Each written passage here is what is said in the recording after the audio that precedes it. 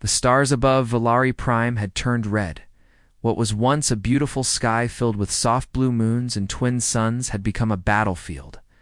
Smoke trailed across the upper atmosphere. Fire rained down from orbit. The Draxel swarm had arrived 3 days ago, and in those 3 days, half the planet's cities were already gone. The Council of Worlds had promised protection. They had promised defense. They had promised fleets. But nothing had come, only silence. The Valari, a peaceful species of thinkers and artists, had never known war. Now their homes were ash and their skies full of screaming. Commander Tayan stood inside a shattered control tower, covered in blood and dust, watching the last satellite feeds flicker and die. He was surrounded by crying children, wounded soldiers, and medics with no more supplies. He pressed the emergency beacon again, even though he knew no one was listening. "This is Valari Prime," he said into the darkness. "We are under siege. The swarm is not just attacking, they are feeding. They burn the cities, then send drones to absorb the dying. Cannot survive. If anyone hears this, anyone, please, we beg you, send help, send anything." The message repeated into empty space. Somewhere beyond the edge of the known galaxy, a long-dead relay station blinked. The signal passed through it like a ghost, touching abandoned satellites, derelict moons, and silent probes. Most species didn't notice. The Council of Worlds received the message and flagged it, too late to assist. They didn't forward it, but someone else heard it. Not in a polished control room, not in a high tower, but deep inside, a hidden base on Earth, a planet long exiled from galactic affairs, a world labeled Class 0 Death World, a place where every environment was hostile, where predators ruled land, sea, and sky, where the species called humanity had evolved through fire, war, and madness. And now, in the dark heart of a bunker beneath the Rocky Mountains, the ancient satellite feed began to blink. A soldier in an old green uniform looked up from his breakfast. He narrowed his eyes, stood, and walked toward the console. He hit playback. The voice came through, cracked and weak. "We beg you, send help. Send anything." The man stared at the screen. Then he opened a secure channel and spoke only one word: broadcast. Far above the Earth, hundreds of orbital satellites lit up. Deep space relays realigned, and across the void. A single reply shot toward Valari Prime, faster than any civilian signal, powerful enough to override all council blocks. It came with no insignia, no formal greeting, no rank, just a simple message, delivered in a calm, brutal voice. Message received. Earth answers. Commander Tayan nearly collapsed when the reply reached his broken console. He looked around. "At his officers, it's from Earth," he whispered. The room fell silent. One of the younger soldiers gasped. "That's impossible. Earth's a death world. They were exiled, forbidden. Then why are they coming?" Asked, he didn't know. No one knew. No one in the galaxy even mentioned Earth anymore. Their people had been too wild, too uncontrollable. The Council had banned them centuries ago, afraid of their methods, afraid of their minds. Some called them monsters. Others called them survivors. But most just tried to forget them, till now. 3 hours later, the sky above Valari Prime screamed again, but this time it was different. No smooth council warships, no silver shields or elegant drones. These ships were ugly, scarred, built for pain, not beauty. They broke atmosphere like meteors, burning through clouds, leaving trails of fire behind them. The largest of them roared low over the ruins of a city, scattering Draxel scouts like insects. Then it landed with a thud that shook the earth. Its ramp opened, and out came humans. They didn't walk like soldiers. They marched like predators. Boots slammed into the dirt. Heavy gear clanked against their armor. Their faces were painted. Some wore steel plates covered in strange symbols. One woman had a flaming skull painted on her helmet. A tall man chewed something that smelled like fire. They carried weapons no one had ever seen before, oversized, brutal, and loud. The Valari stared. One of them stepped forward. "Are you?" Here to help? A human stepped out of line. His voice was calm. We came because you asked. But the council didn't send you. No, the human said. They wouldn't, but we don't need permission. We were told Earth was dangerous, the Valari said, shaking. You were unstable. The human smiled. It was not a kind smile. That part's true. Suddenly sirens howled again. The swarm was back, a new wave. Hundreds of flying drones, massive tunneling beasts, acid-spewing walkers. Valari screamed and scattered. The human commander, a thick-built woman named SGT Reyes, didn't flinch. She turned to her squad. Form up, shields front. Reapers left. Burners center. Smash the first wave. And move forward. Yes, ma'am. The humans moved like one mind. They took positions, raised weapons, and opened fire. But this wasn't clean warfare. This was chaos. One human laughed as he fired a shotgun into the belly of a beast twice his size. Another threw himself into a swarm of drones with 2 blades and nothing else. Blood sprayed, metal screamed, but the humans kept pushing, kept smiling, kept winning. The Draxel didn't understand what they were facing. They were used to fear. But these warriors had none. They were used to death. But these humans seemed to welcome it. Tane stood behind a rock, watching in horror and awe. They don't fight like us, he whispered. They don't fight like the council. One of his aides replied, voice shaking. They fight like it's personal. By nightfall, the human squad had taken back half the city. Fires burned, but the swarm had retreated for now. The humans gathered their dead, said nothing, and began preparing for the next wave. No one celebrated.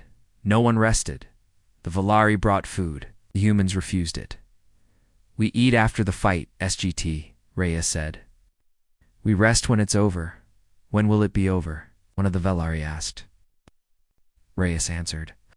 She looked up at the stars, saw more Draxel ships moving. She didn't flinch. We're not done. And deep across the galaxy, as the Council reviewed intercepted reports of Earth's involvement, fear began to grow. Not because the humans were unpredictable. Not because they were violent, but because they were winning. And the galaxy had no idea what was coming next.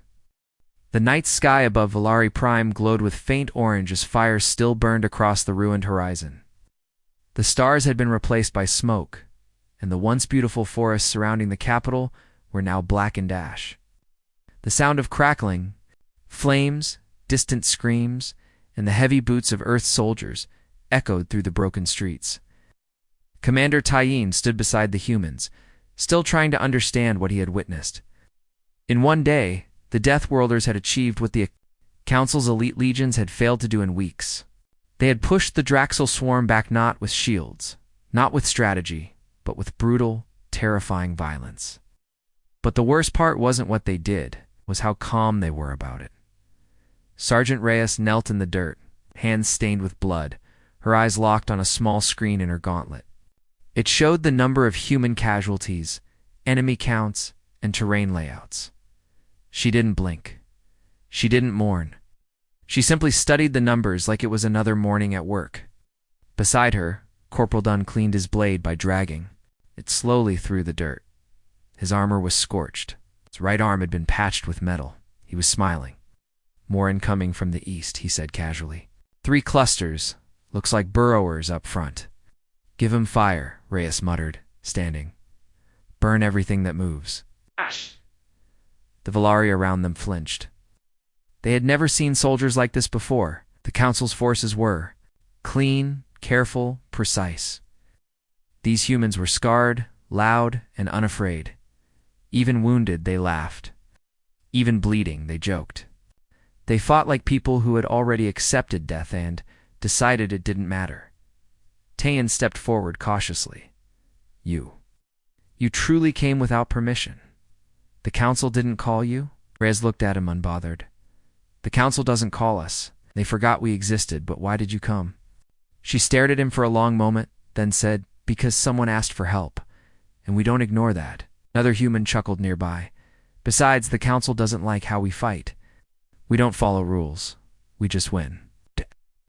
Valari soldier approached shyly, looking at the strange weapons the humans carried. You? You're not afraid of the swarm? Dunn grinned, showing his broken teeth. Son, we come from a place where the animals are faster than you. The weather wants to kill you, and the planet tries to eat you alive. The swarm?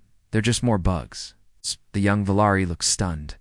But the Draxel, they adapt. They change tactics. Never stop. Neither do we, Reyes replied. We're from Earth. We don't stop. We finish. Oddly. Alarms screamed. Motion sensors around the ruins lit up. Draxel, readings dozens, no hundreds. Burrowing in through the broken infrastructure, moving like a wave beneath the city. Incoming swarm. Sector 3. Someone shouted. Rhea snapped her fingers. Positions. Burners front. Scatter formation. Valari civilians fall back to the tunnel zones. You want to fight underground? Tyene stammered. They'll trap you. Let them try, she growled. We fought in worse places. Sewers, ice caves. Hell, we fought inside active volcanoes. She grabbed her weapon and charged. What followed was chaos the Valari could barely comprehend. The Draxel exploded from beneath the streets. Like giant armored worms, their claws dripping acid, their eyes burning red. But the humans were already there, meeting them head-on with explosive rounds, fire jets, and close combat fury. One soldier leaped from a rooftop, landing on the back of a beast 3 times his size, driving a spike into its skull while screaming a song. Another lost his arm and laughed about it while dragging a wounded Valari child to safety. For every drone the Draxel adapted, the humans adapted faster. It changed weapons mid-fight, switched tactics mid-sentence, and never, ever backed down. The swarm fell back again staggered, confused. They were learning that Earth's soldiers were not like other fighters. They didn't just resist. They overwhelmed. Hours later, after the last creature had been turned to ash, the humans regrouped. It's covered in blood and dirt. They barely looked winded. Reyes stood at the center of a broken plaza, her armor cracked, her eyes cold. That was a light wave, she muttered. The real storm's coming soon. Tyene approached her, breathing heavily. Save the city again. For now, we have never seen warriors like you. That's because the council keeps us locked away, she said. They're afraid of what happens when you let Deathworlders loose. But why would they fear you? 'Cause we don't play by their rules. We don't wait. We don't ask. We just do what has to be done. She looked him in the eyes. And sometimes, truth is messy, bloody, ugly. The council likes things clean, neat, predictable. But war isn't like that. Dunn laughed. For the part of the galaxy they want to forget. Part that reminds them what survival really costs. That night, around a small campfire made from Draxel debris, the humans shared rations. Tyene sat nearby, watching them. He saw the scars on their arms, the burns on their necks, the strange tattoos. One had a mark that read, "Born to bleed, trained to win." Another carried a small photo inside his arm of a child, probably lost long ago. These were not monsters. These were survivors. Hardened by a world so violent that only the strongest and craziest had endured. Now they had brought that madness to the stars not to destroy, but to protect, and across the galaxy. In a cold council chamber on a distant moon, the High Command watched the footage in horror. Earth has responded, one whispered. They were supposed to be contained. Now they're loose again, said another. What do we do? An old ambassador stood slowly. We do nothing. They've made their choice. And if the Draxel truly wish to conquer the stars, they'll have to go through Earth first. The chamber fell silent, because deep down, even the council knew the truth. You can ignore the Deathworlders. You can exile them. You can bury their name. But once they hear someone cry for help, they will come. The galaxy will never be the same again. The ruins of Valari Prime were still smoking, but the humans didn't stop moving. Not even for a second. Their boots crushed ash and alien bones underfoot as they swept sector by sector, clearing out the last remnants of the Draxel surprise. Attack! Human recon drones cobbled together with mismatched metals and bulletproof wiring hovered like angry bees through the crumbling streets. Where the Council's forces would have taken days to form a plan, Earth's Deathworlders had. already mapped the city, locked down key points, turned the streets into kill zones. Sergeant Reyes led the operation without rest. Her voice came steady through the coms. Squad Bravo, rotate west. Watch for underground burrows. Echo Team, hold the line near the riverbed. I want claymores every 10 feet. The council-trained Velar watched in stunned silence. To them, war had always been theoretical, something handled by experts in distant ships. But these humans weren't distant. They were in it, knee-deep in mud and blood, their faces marked by years of violence and survival. Commander Teon followed Reyes as she marched through the shattered command center of Velar Prime. His nerves were fried, but something inside him had begun to shift. At first, he feared the humans. Now, he feared what would have happened without them. You don't rest, do you? He asked carefully, stepping over a broken wall. Reyes didn't look at him. Rest is a luxury. War doesn't pause. You've been fighting non-stop for nearly 2 days. I've fought for 20 years, she replied coldly. 2 days is a warm-up. Tyene hesitated. Do you always fight like this? Reyes stopped suddenly, turning to face him. Her eyes weren't angry. They were tired. We don't fight to show power. We fight because if we don't, no one else will. A massive explosion rocked the eastern horizon. Flames shot into the sky. Reyes touched her com. That's Echo Team. Move in. Heavy artillery. Watch the rooftops. The bugs are testing our lines. Tyene jumped. You call them bugs? They're not soldiers, she said flatly. They don't talk. They don't negotiate. They consume. We've learned one thing about things that consume: they only stop when you make them bleed. Half a planet away, a second group of humans was setting up camp on the edge of a shattered mountain range. This unit, known as Iron Pack, was led by Lieutenant Marcus Cade, a towering man with half his skull replaced by carbon steel plating and a voice like gravel under boots. He stood before a council officer who had just arrived by shuttle. You can't take this zone? The officer barked. We have orders from the council. This is a neutral evacuation corridor. Cade didn't flinch. It's not neutral anymore. It's compromised. By who? Cade tossed a severed Draxel sensor module onto the dirt. Them. The officer paled. Cade stepped forward, close enough to smell the diplomat's cologne. You can follow your orders, or you can survive. Your choice. He turned and walked away without waiting for a response. Behind him, his soldiers, some missing limbs, others with scarred faces and robotic eyes, were busy reinforcing the valley. They laughed as they laid traps. One sang a song that didn't rhyme. Another sharpened a blade made from bone. They were monsters. But they were Earth's monsters. Back at Velar Prime, the tide began to shift again. Draxel forces attacked in wave formation, adaptive, silent, merciless.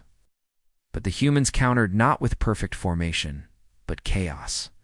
They changed positions constantly, used noise as weapons, even mimicked swarm sounds to confuse the enemy. Council drones in orbit watched. In confusion, their Battlefield A's flagged the humans' tactics as irrational, unpredictable, and unstable. But those same A's couldn't deny the numbers. Drax ill casualty rate, 74%. Human casualty rate, 18%. And morale, Lurie. Defenders, rising council observers, shaken. That night, around a small fire built in the hollow shell of a Draxel transport, Reyes gathered her squad. Dunn sat with his boots off, his toes bloody, but his grin wide. Corporal Lynn stitched up a gash in her arm without a sound. Reyes stared at the flames. You all did good today. Few grunts of agreement. They hit us harder than expected. We hit back harder. Damn right, Dunn muttered. They're adapting again. I want new traps built before dawn. Double-layer charges, mixed frequency pulses. You really think they'll hit again that soon? Lynn asked. Reyes didn't blink. They don't stop. It's neither do we. Tyene sat nearby, not speaking, until finally he said, How do you live like this? Reyes looked at him. We don't live like this, she said. We survive like this. She pointed at the stars above them. You look up and see beauty. We look up and see threats. You train for diplomacy. You train to keep breathing. Tayan nodded slowly. The council thought Earth was unstable. Dangerous we are, Reyes said without shame. But sometimes, that's what it takes.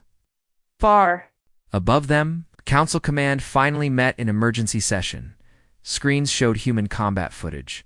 Screams, explosions, tactical madness. They've turned the battlefield into a slaughterhouse, one admiral said. They're winning, another whispered. But at what cost? Asked a third. What happens when they stop fighting the enemy and start turning that fury on us? Silence, because no one had an answer, except one diplomat, an older woman who had once visited Earth long ago, before the exile. She said quietly, "You forget. They don't want conquest. They don't want politics. They only want one thing." The room turned to her. She finished. To be the last one standing when everything else falls, and across the galaxy. That was exactly what the Deathworlders were doing, standing tall, covered in blood, laughing in the face of extinction, because when the Council ignored the call for help, Earth answered, and the galaxy would never be the same again. Smoke still rose from the ruins of HFY Prime, thick and black, curling toward the heavens like a warning to the stars.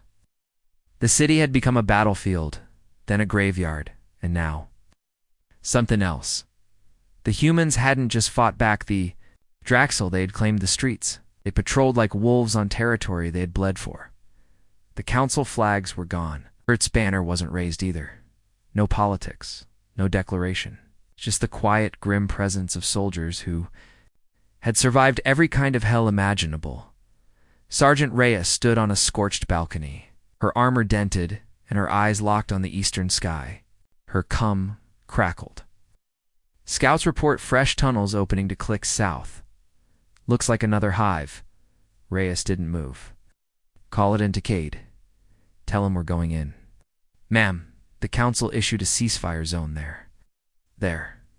Trying to negotiate safe passage for medical teams. It can negotiate with ghosts, Reyes muttered. If the Draxel are digging, we hit them now. We don't wait. She turned, not with rage, but with purpose, the kind of cold decision-making that only came from knowing what monsters could do if you gave them time. Earth had learned that the hard way in the command center. Commander Tayan watched the humans coordinate. There were no fancy holograms, no elegant planning, just voices, scars, and instinct. The humans didn't debate. They didn't delay. They moved. Tayan approached Reyes as she checked her rifle. There's pressure from the council to pause operations. They want us to wait while they organize an official peace corridor. And while they organize the Draxel dig under our feet, Reyes snapped. They don't understand these things. You can't talk to a swarm. You can't reason with a hive mind. But this isn't your war, Tayan said, struggling to keep his voice steady. You didn't have to come here. You didn't have to stay. Reyes turned, her voice calm but sharp. We didn't come for politics. We came because you were dying. No one else answered. But why? He asked again. Why would Earth risk this? Why would you risk your people? Reyes stepped closer. Because we know what it's like to scream for help and hear nothing but silence. We promised we'd never let anyone else feel that. A short time later, the humans moved on the hive. The terrain south of the city was broken, cracked highways, shattered buildings, and deep black holes where the Draxel had tunneled up from beneath. Iron Pack led the charge. Lieutenant Cade walked at the front, flanked by his grizzled unit.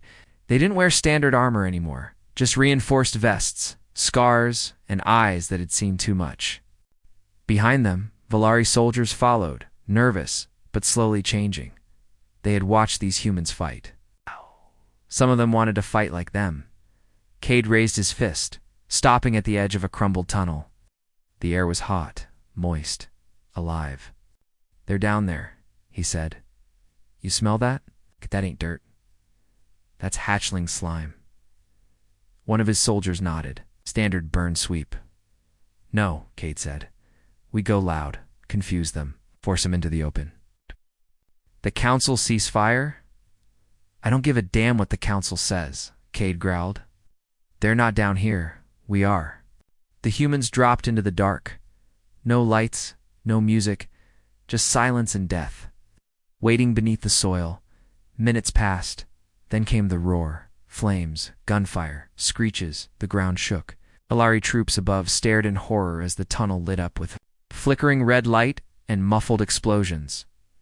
And then, the humans emerged, bloodied, grinning, dragging Draxel corpses behind them like trophies. One of them shouted, "Hive's broken, nest is gone." But the fight wasn't over, not yet, as the humans regrouped. New signals spiked in orbit. A council fleet had arrived. They weren't here to help. They were here to contain in high orbit. A pristine white cruiser loomed over Valari Prime. Inside, council officials stared at battlefield reports. "They've launched unauthorized operations," one whispered. "They violated ceasefire zones. They're engaging without oversight." "They're cleaning up our failure," said another. "That doesn't matter. Earth is not part of the council. They were exiled for a reason." A vote was called. Tensions rose. Finally, a message was drafted, a direct warning to Earth's forces on the ground. Back on the surface, Reyes stood near a campfire as drones hovered overhead, scanning the wreckage of the hive they'd just burned. Her com buzzed. "Command link established. Priority message." She tapped her ear. The voice was cold, elegant, and firm. "This is Council Command. You are operating without authorization in a protected war zone. Earth has no standing in Council affairs. You are ordered to cease all military actions immediately and return to your vessels." Reyes was silent. Tyene looked at her, frozen. The message repeated, "Stand down, Deathworlders, or face Council sanction." She finally replied. Her voice didn't shake. "This is Sergeant Reyes. Human Expeditionary Response. Valari Prime." She paused. "No." Static on the line, then she continued. "You ignored their calls for help. We didn't. You can sanction us. You can exile us again. But you will not stop us." She looked to the Valari medics and children nearby. "We're not here for medals. We're here for them." She cut the transmission, then she looked to her team. "Suit up. New swarm cluster moving in from the west. Time to work." In orbit, the council ship sat in stunned silence. One of the admirals finally said, "What do we do?" The elder ambassador leaned forward. "We do nothing. Nice. Earth's already made their move, and whether we like it or not." Looked out the window, toward the smoke rising from Valari Prime. "They've won the people. And on the ground, where it mattered, the Deathworlders fought on, because they weren't diplomats. They weren't politicians. They weren't trying to belong. They were there because someone called for help, and when Earth hears that call, they answer with fire." The wind howled over the ash-covered ruins of Valari Prime, carrying the stench of burning flesh and shattered metal. From orbit, the planet looked broken, a scar across the galaxy's surface, another name in the long list of worlds attacked by the Draxel swarm. But unlike the others, Valari Prime was still breathing, still resisting, still standing. And the reason was not the Council's fleets, nor their highly ranked commanders. It was Earth's Deathworlders, humans forged in a crucible so violent it had terrified the rest of the galaxy into exile now. Those same humans were leading the defense of a planet the Council had already written off as lost. Lieutenant Marcus Cade stood on a cracked ridge, overlooking the scorched valley where the remains of Hive Cluster 4 still smoldered. He held a field tablet in one hand and a double-barreled shotgun in the other, scanning thermal signatures that danced across the landscape like ghostly fireflies. Behind him, Iron Pack prepped for the next assault. No uniforms. No shiny gear. Just battered armor, bone-carved weapons, eyes that had forgotten how to blink. A message crackled through his cum. Swarm readings increasing. "Southern tunnels active again. Could be a megaspawn," Cade grunted. "Let M come." Council observers watched from above, their feeds streaming to command stations light years away. Ow. They analyzed every move, every brutal, rule-breaking maneuver the humans made. Their systems marked them as unstable, dangerous, reckless, and yet in every simulation, the humans won. Sergeant Reyes entered the command post near the edge of the ruins, wiping dried blood from her hands. "Hive cluster neutralized. 57 Draxiel, confirmed dead. No casualties on our side. Her voice was flat. Tired. Commander Tyene looked at her with awe and disbelief. How? How do you do this? Every attack, every hour, you're not. Just surviving your winning. No one has ever pushed the swarm back like this. Reyes didn't smile. Because we know what they are. They're monsters. A hive mind. An apex predator. No, she said, leaning on the table. They're cowards. Just like anything else that consumes without purpose, they spread fear. They rely on panic, on hesitation. You give them time, they multiply. You run, they follow. But you stand your ground, you charge into the fire, and they break. Every time. Tayan shook his head. We trained for diplomacy, evacuation, minimal force. That's the council way. Reyes looked. At him, that's not war. A siren wailed across the valley. Drax infestation.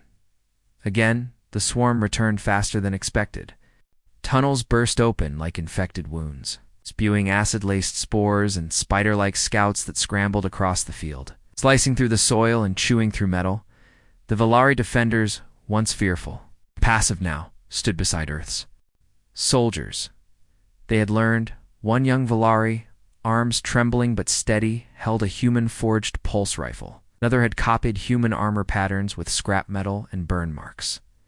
They were no longer running. They were fighting, and the humans welcomed them with nods and quiet words. Not respect-brotherhood, done. Out. Bloodied but laughing, shouted as he tore through a group of drones. Let's see what you've learned, shiny boy. A Valari beside him dove into cover, shot 3 targets clean through, and grinned. Dunn whistled. You've been hanging around us too long? Sergeant Reyes charged the center of the swarm with her squad, cutting a path straight to the Queen pod that had emerged early, a rare tactical formation for the Draxel. No. They're learning faster now, she said between bursts of fire. No, we're the problem. They're right, Cade said over the comms. Let's make sure they regret it. They hit the hive with firebombs, sonic grenades, and a fury that defied physics. Reyes threw herself into the breach, roaring through the smoke, dragging wounded soldiers and shoving explosives into cracks. She moved like someone who'd long since stopped fearing death. Behind her, Tayan and a squad of Valari pushed forward, guns shaking in their hands, but steps firm. The swarm tried to shift, to surround, to adapt. But humans didn't move like prey. They moved like storms. Hours later, the field lay quiet. Draxel corpses burned in piles. Valari medics tended the injured, many of them singing old hymns of mourning. Some of the humans listened. A few joined in for the first time in Valari history. Human voices were heard in sacred songs. Tayan sat beside Reyes, handing her a battered water bottle. She took it, drank, then wiped her face with a bloody glove. You didn't have to come back, he said softly. You'd already saved us. Reyes looked at the fire. No one's ever truly saved, not until the threat's dead. You're not like the council. You don't wait for orders. You don't ask permission. She shook her head. We're raised on a planet that tries to kill you every day. Fires, floods, viruses, war, madness. If you wait for permission to act, you die. He leaned forward. So why did the galaxy exile you? Reyes smiled for the first time. A bitter, tired smile, because we reminded them of what they used to be. In orbit, the council watched in silence. Another swarm crushed, another planet saved by Deathworlders. One admiral muttered, "They're not soldiers. They're something else." No, said the ambassador beside him. They're exactly what we need to become again. But they're dangerous. They're alive. Another voice cold. Political cut in. They're out of control. Earth must be regulated. The next time they intervene, we intervene. Against them. The admiral said nothing. He watched the footage of a human carrying a wounded Valari child through a burning building. A swarm drone still impaled on his shoulder, and he whispered, "Good luck with that." Back on Valari Prime, people had changed. Not just their tactics, their spirit. They sang louder, They fought harder, and they remembered who came when the stars turned dark. Not the Council, not the ranked fleets Earth, the Deathworlders, the ones who ran toward the fire when everyone else ran away, and the galaxy had only begun to realize. They didn't come for medals. They came because someone called for help, and Earth. Earth doesn't leave calls unanswered.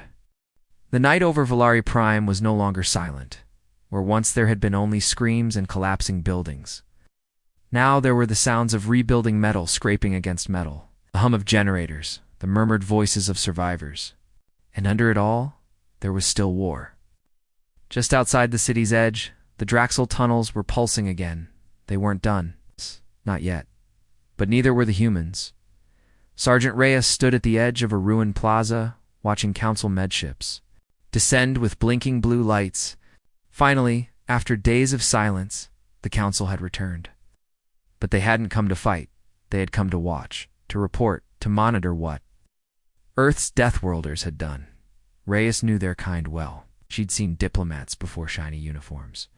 Perfect hair, hands that had never held a weapon. They stepped down from their shuttles like they owned the ground, like they had won this war, but they hadn't. They hadn't bled for it. They hadn't earned it. Commander Tayan walked beside Reyes, still limping from a wound he refused to treat. Council delegates are requesting a meeting, he said carefully. They want to speak with you. They say your presence is complicated. Diplomatic operations. Reyes turned slightly, her face blank. You mean saving a planet made their jobs harder? They didn't expect Earth to respond? Reyes looked at the sky. That's the problem, isn't it? No one ever does. Moments. Later, she was standing before a cluster of Council envoys. They wore pristine robes and carried tablets full of meaningless numbers. The lead delegate, a tall alien with 4 elegant eyes and a voice like polished glass, bowed stiffly. Sergeant Reyes, on behalf of the Council of Worlds, we acknowledge Earth's involvement in the defense of Valari Prime. Involvement, Reyes said. That's what we're calling it now?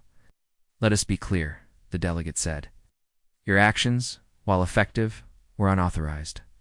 Earth was exiled from the Council for violating combat protocols centuries ago. Deathworld status remains enforced. Reyes didn't blink. We never asked for permission. You've disturbed the balance. You've set a precedent.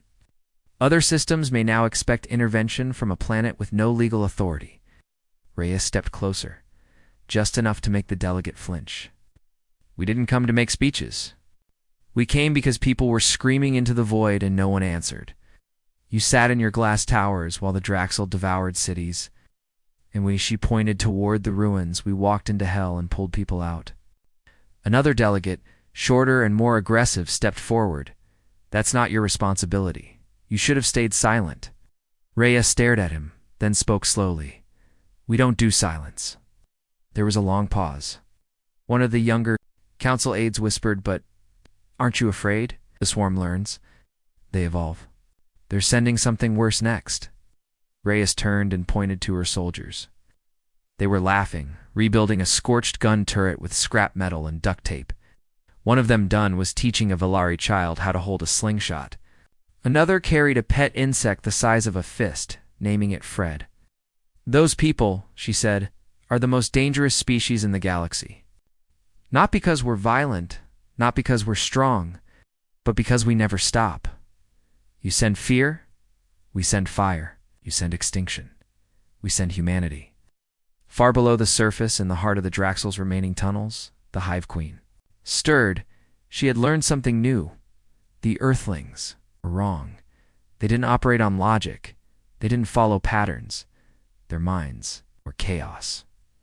Rage, hope the Hive couldn't adapt fast enough. Every time she reshaped a drone, the humans created a new weapon. Every time she shifted a tactic, they ignored it entirely and just charged. This wasn't like fighting prey. It was like trying to consume a storm. Back on the surface, Reyes gathered her squad. Cade arrived from the east flank, his armor still. Glowing from heat damage, he carried 3 helmets. None of them human. Draxel commanders, torn apart. Reyes looked at him. We getting close? Cade nodded. They're nesting deep now, but they're scared. We've never seen them retreat like this. Reyes exhaled. Good. That means we hit harder. Tayan joined them. We intercepted hive signals. Something massive is waking up below the crust, bigger than anything we've seen. Cade smiled for the first time in days. Finally, are you happy about this? Tayan asked. No, Reyes said. We're ready. That night, the humans shared a quiet meal under the broken sky. No songs, no stories. Just silence and focus. A Valari soldier approached Reyes. He was young, trembling, carrying a patch he had sewn by Hander's old flag. He offered it to her. I want to fight like you. Reyes took the patch and looked him in the eyes. Then don't fight like us. He blinked. She continued. Fight better. Then she stood and pointed to the dark hills beyond the city, because something's coming. In this time, we won't just defend Valari Prime. She looked at the stars. We're taking the fight to the hive. In orbit, Council ships prepared to leave. Their mission was over, but none of them sent a report praising Earth. None dared admit it. Instead, they wrote, the Deathworlders remain uncontrollable, dangerous, and now ... inspirational. The report ended with a warning. If they rise again, it will not be by vote. It will be by survival. And down below, the humans were already marching. They didn't wait for orders. They didn't wait for thanks. They just moved forward because when the galaxy breaks, Earth doesn't run. Earth answers. The sky above Valari Prime split open. A thunderclap roared across the battered landscape as the Draxel Queen finally revealed her true weapon, the Brood-Core Leviathan, creature the size of a city block crawling out from deep beneath the surface. Its armor pulsed with bioluminescent veins. Its mouth was a maw of rotating fangs and acidic vapor. Every step crushed buildings. Every roar made the air tremble. Council ships watched from orbit paralyzed. Valari citizens ran, unsoul-trained. Forces abandoned their lines. This was not a creature they had prepared for, but Earth's Deathworlders didn't run. They ran toward it. Sergeant. Rhea stood on the edge of a collapsed freeway, staring at the Leviathan as it roared across the smoking horizon. Her hand tightened. Around her rifle, not in fear, but in focus. Around her, the humans prepped their gear with practiced silence. No one asked for orders. No one questioned what came next. They had faced extinction before this. Was just a new shape. Lieutenant Cade arrived in a scorched dropship, blood still dripping from his last fight. What the hell is that thing? Reyes answered flatly. It's a message. From the hive? No, she said. To us. They're saying this is their final hand. Everything they've got. Cade loaded an explosive slug into his launcher. Good. I'm tired of warm-ups. Back at the Council command ship, panic was rising. The humans are mobilizing again. They'll be crushed. No. ... Look. On the battlefield, Earth's soldiers weren't retreating. They were advancing. Fast, coordinated. While the Council's data systems labeled the Brood-Core Leviathan unassailable, humans had already formed a plan. It wasn't elegant. It wasn't clean. But it was pure Earth-loud, chaotic, and fearless. Iron Pack split into 4 squads, targeting a different limb of the creature. Snipers fired into its eye clusters.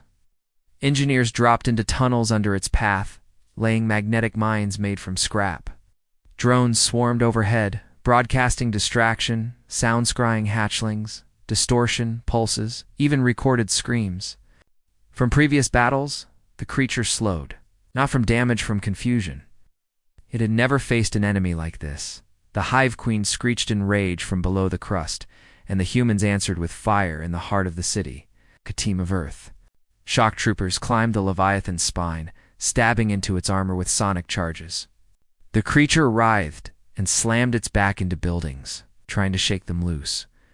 One soldier shouted into comms, "This thing's biology is reacting to pain. Keep it confused." Another yelled, "Found a weak point near the base looks like a heat vent." Cade's voice cut in. "Then pour the sun into it." They did. Flamethrowers, napalm, superheated plasma. The Leviathan roared so loud that glass shattered across the city. Its legs buckled. Council feeds in orbit showed the impossible. The creature was collapsing. The same admiral who once demanded Earth be sanctioned now whispered, "My God, they're killing it." Back on the ground, Rhea sprinted into the crater left by the creature's impact. Her squad followed her without hesitation, dodging acid pools and falling debris. Beneath the Leviathan's half-dead body, a pulse still glowed the blood core, the heart of the swarm. It was alive. It was aware. It was furious. Reyes planted the final charge. She looked up at the sky and said, "One sentence, this is for every scream you ignored." Then she detonated it. The core exploded in a pillar of blue light. The Leviathan gave one last shudder, and then went still, silenced across the planet, across the ships, across the Council's channels. The hive was dead, and Earth had done it again. In the aftermath, the Valari began rebuilding. This time they did it with the humans. Valari children wore scavenged pieces of human armor. Their engineers studied Earth tech. Their soldiers trained under Deathworld. Veterans who taught them not just how to fight, but how to survive. Commander Tane stood beside Reyes on a rooftop as dawn broke over a bruised sky. "They said this world would fall," he said. "But we were doomed." "They weren't wrong," she replied. "But that's why we came." He turned to her. "What happens now?" Reyes looked at the horizon. "Now, the galaxy knows. We're not exiled. We're not forgotten. We're a storm, waiting to be called."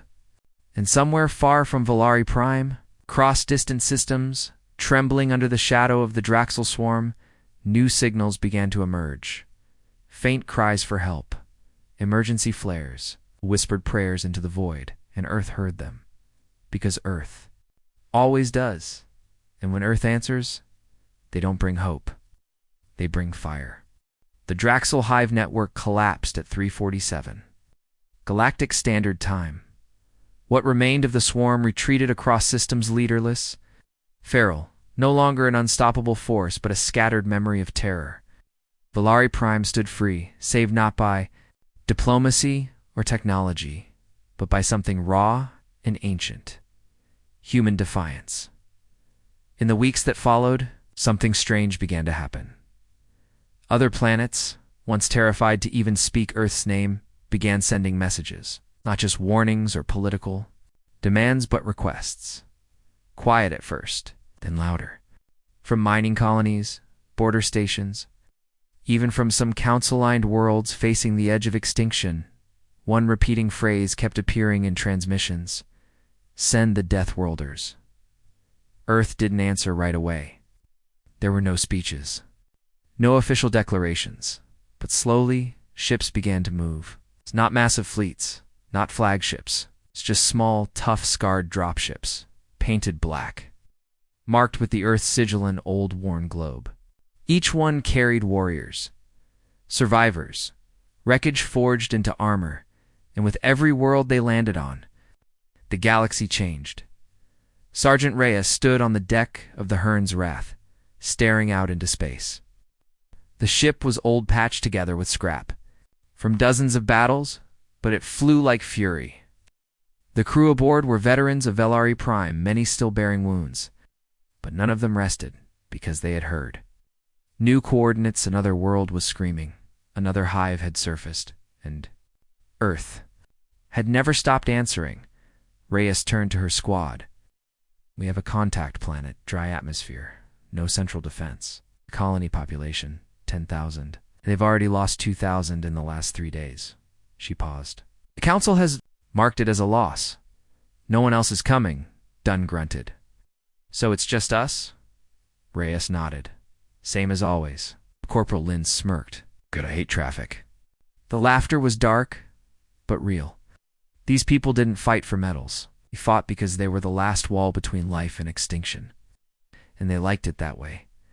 At Council command, chaos brewed. "They've gone rogue," one ambassador said, slamming a datapad on the table. "Earth is violating space borders without permission.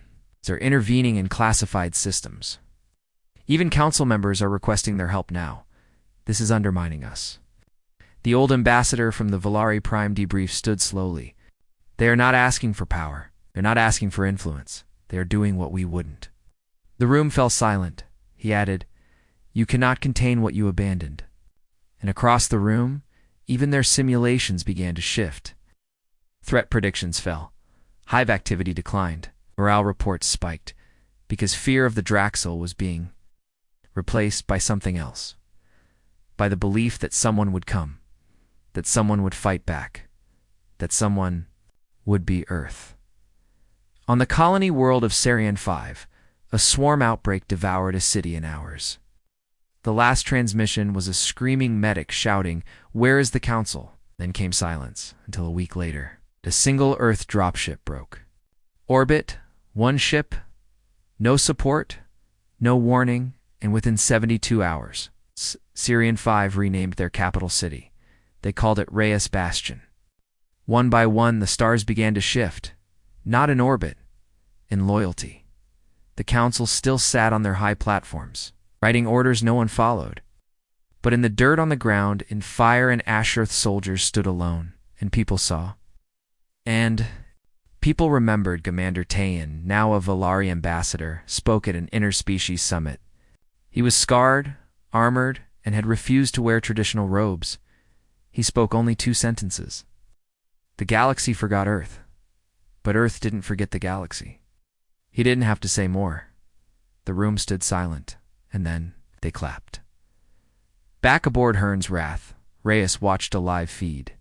A dozen small worlds had raised beacons patterned after Earth's signal, no longer a call for help, but an invitation to join them, to fight, to survive, to rebuild the galaxy not by peace, but by fire and truth. Reyes smiled, not because they had won, but because humanity had reminded the stars of something important, that survival isn't clean. That peace isn't given. That hope isn't found in treaties. It's found in the eyes of the last one standing on a burning field, still willing to pick up a weapon. And so Earth marched on, not as rulers, not as saviors, but as something the galaxy had forgotten how to be. Relentless, unbreakable, human, because they weren't just soldiers from a death world anymore. They were the answer the galaxy had been to, afraid to give, and they would keep answering, ... until no one had to scream. Alone again.